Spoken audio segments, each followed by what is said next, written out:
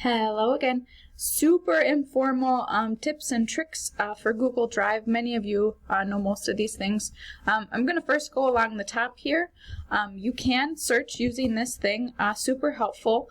You can search easily quick here on this drop down by person or by type of thing. If you click on advanced search, some people don't know about this, you can click by multiple things at one time. So you can, if you know you're looking for a Google form example, you could click Google form.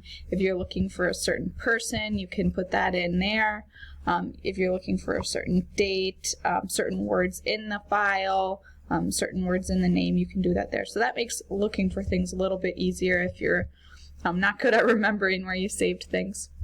If we go to the settings cog, there's a few different things that we can set, nothing too major. You can automatically convert uploads to the Google Docs or Google product format. So example, if you have something in Microsoft Word and you upload it, by clicking this button, it will automatically upload as a Google Doc. Now, I choose not to do that because some things don't exactly format the way you want to when you switch automatically.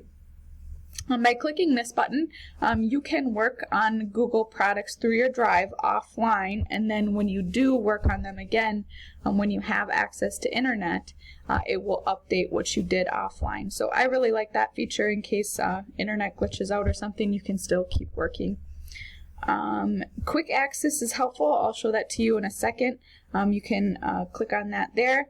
And then important people and files will pop up and shared with me if you do that. You can make priority your default homepage. I choose not to do that, and I'll show you that in a second. Notifications, this isn't all that helpful, to be honest. You can get email notifications when someone shares something with you in Google Drive. Let's see here. Apps, to be honest, I don't use this one that much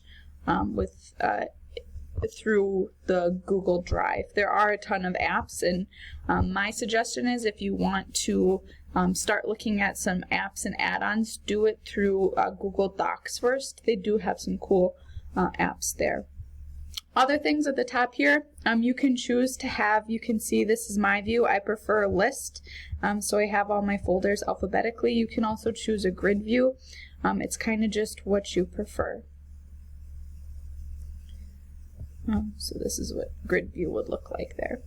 Kind of just priority, whatever you prefer. On the left here we have a bar going down of different things. This is priority. It was one of the options under settings. This brings up automatically things that you use most often and things that were used most recently. It's very similar to quick access, which you can see here. So these are the things that I most recently were in, and I use this a ton. Shared drives are something some people use. I don't use them, to be honest, a lot. You can create an actual sub-drive on your Google Drive that many different people can add to. So for example, all of the principals in the Merriwood Conference have a shared drive here where we can all add, take away.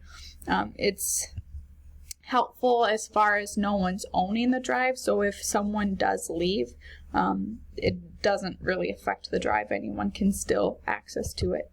If someone shares something with you, this is where it will automatically pop up unless you save it to your drive, which I'll show you that in a second. This is your most recent things, very similar to the quick access toolbar. You can star things and they will show up there if you want them to be quickly accessible. To do that, I right clicked and then you can click add to starred and it would show up in that important folder. And then trash is there as well.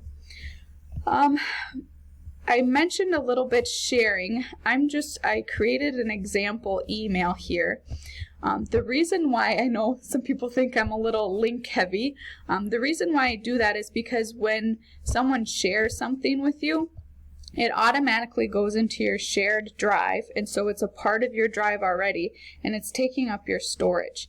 And some of the things that people share are not necessarily things that you want or need to keep, so that's why I send everything as either a link or an option to add it to your drive. So for example, here's this email.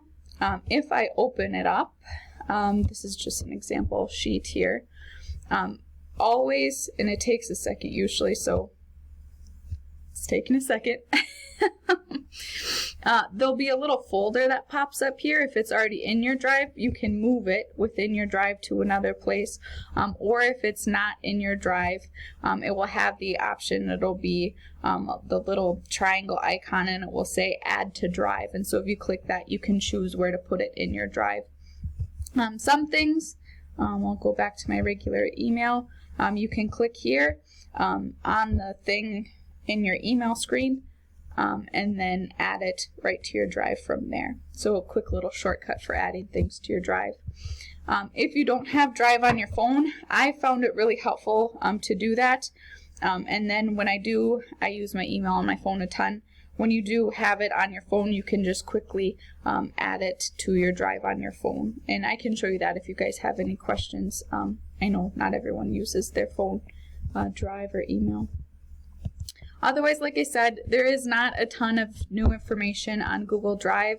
I just highly suggest create as many folders as you can and try to stay as organized as you can. I know at least once or twice a year I go through and try to reorganize, because sometimes you throw stuff places and you just need to go back through them all and keep refreshed on where things are at. So I hope that helped. Let me know if you have any questions, or let us know if there's any other tips or tricks that you guys have. Thank you.